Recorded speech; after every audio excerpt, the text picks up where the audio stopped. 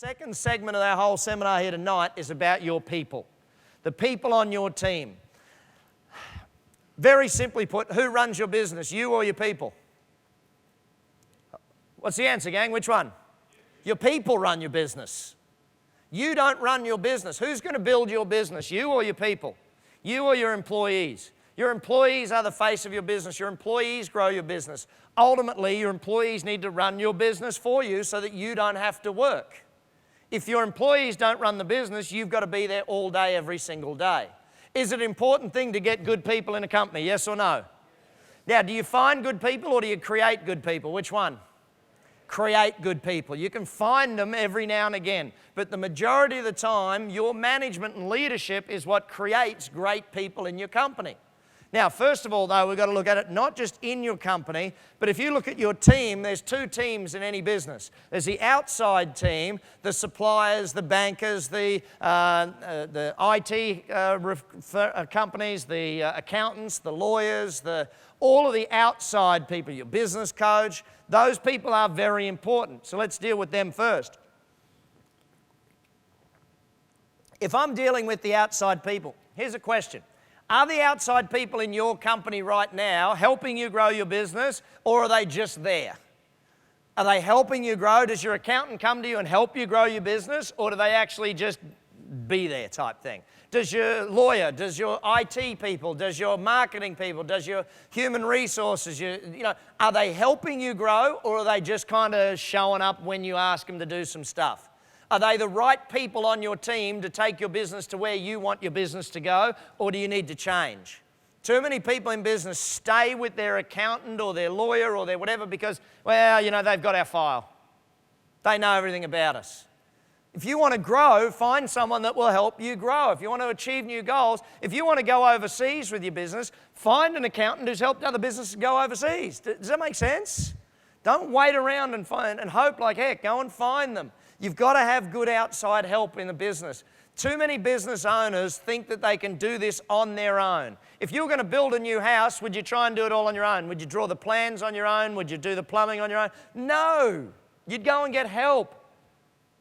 Don't be in business waiting for help. Don't have average help. Get the best help you can get.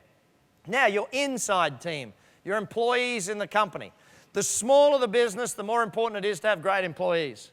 If you've got a small business, like let's say you've got 5 people in the company and one of them's bad, that can kill the entire business. One bad employee in that size business can kill it totally. In a company with like 20,000 employees, does it matter if they got 1 or 2 bad ones? Hello? No, it doesn't really matter if they got 1 or 2. Now, if you want a big company and you've got 20,000 employees and all 20,000 of them are awful, like some telecommunications companies that shall remain nameless, those sort of companies, that's not what we're talking about. But you've got to put high priority on getting great people so that they build a great company for you. Average people is not where we want to be. So let's start with this point in mind. Do you have a great vision? If you want great employees, you've got to have somewhere where you're going. They've got to know what the business is all about. They've got to see a direction. They've got to believe in something. They've got to feel a part of something. The vision of the business is important. What is the goal of the company is very much a part of how you can get great employees. Let me give you 2 examples behind that. Actually, let me take you back to a simple thing first and foremost. If the business doesn't have a vision, or if let's say I came into your company, and let's say you had 8 employees, right? And I walked up and looked at all 8 employees and said, please write down the goal of this company right now. And they handed in 8 pieces of paper. How many different answers would I get for the average business? 8 answers. What about your company? How many different answers would I get? See, if they don't even know what the goal is of the company, how can they help you achieve it? If they don't know where you're going as an organization, how can they help you achieve it? So you've got to get very clear on this stuff from day one. Where are we going? Because if they don't know, they can't help you. It was like, I remember General Norman Schwarzkopf. I remember Stormin' Norman. He was like the leader of the Desert Storm Troops and all that stuff. And he told the story of how, I got to meet him twice in my life. First time I met him, the guy was in uniform. He was still a military general. Scary man. Second time he'd retired, wearing a suit and tie, and it was like meeting Grandpa. It was amazing the differences between the two. But long story short, he told the story in Vietnam where he had a 3x5 card that had the 17 politically correct reasons they were in Vietnam. So what was the goal in Vietnam? There were 17 different politically correct goals. So how did they go? Bloody awful. When he went to Desert Storm, he said, we have one simple goal, and the aim is so that everyone knows it, everyone's clear on it, and everyone buys into it and loves it. He said, our only goal was kick Saddam out of Kuwait. That was the only goal, 100%. Didn't matter who you spoke to, they knew our goal, kick Saddam out of Kuwait. So when I talk about that, is your business that simple? Is the goal that simple?